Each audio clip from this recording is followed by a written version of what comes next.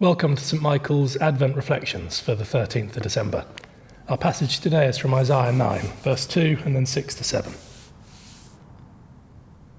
The people walking in darkness have seen a great light. On those living in the land of deep darkness, a light has dawned. For to us a child is born, to us a son is given, and the government will be on his shoulders. And he will be called Wonderful, Counselor, Mighty God, Everlasting Father, Prince of Peace. Of the greatness of his government and peace there will be no end. He will reign on David's throne and over his kingdom, establishing and upholding it with justice and righteousness from that time on and forever. The zeal of the Lord Almighty will accomplish this.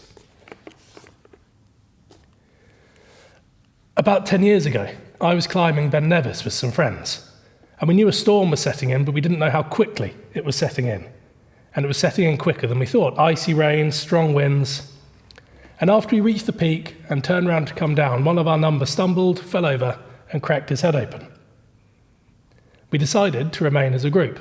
Luckily, one of us had brought an emergency tent for 4 people, so we put that on, and 6 of us crammed in. And as we waited for mountain rescue, the storm grew worse and worse, and the last hours of daylight began to fade away. So I left the tent with a torch to signal to the mountain rescue helicopter where we were. And it was growing nearly dark. The clouds had descended, and we could probably see about 50 feet away. So we thought we were going to have to settle in for a long night in the emergency tent on the side of the mountain. Then, out of the gloom, I saw a blinding light of the rescue helicopter searchlight falling on us. Rescue had come out of the darkness. Isaiah 9 begins with a gloom and a thick darkness.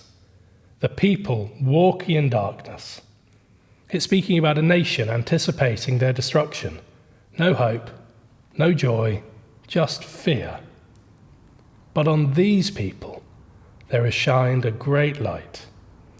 On these people living in this land of deep darkness, a new light has dawned.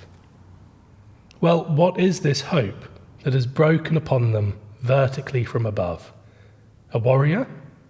No, a child is born. And this child will sit on the throne of David and will rule in a way that only God can, with justice and righteousness, called Wonderful, Counselor, Mighty God, Everlasting Father, Prince of Peace.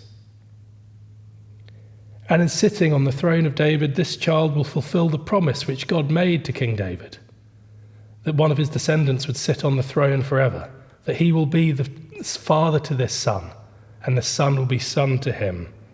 And this person is hope.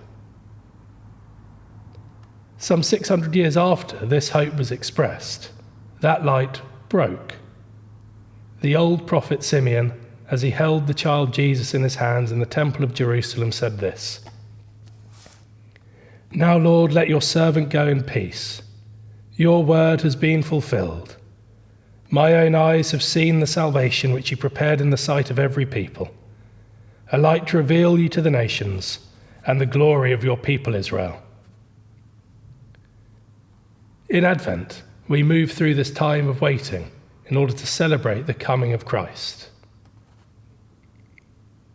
What is the darkness through which you find yourself walking as you go through this time of waiting?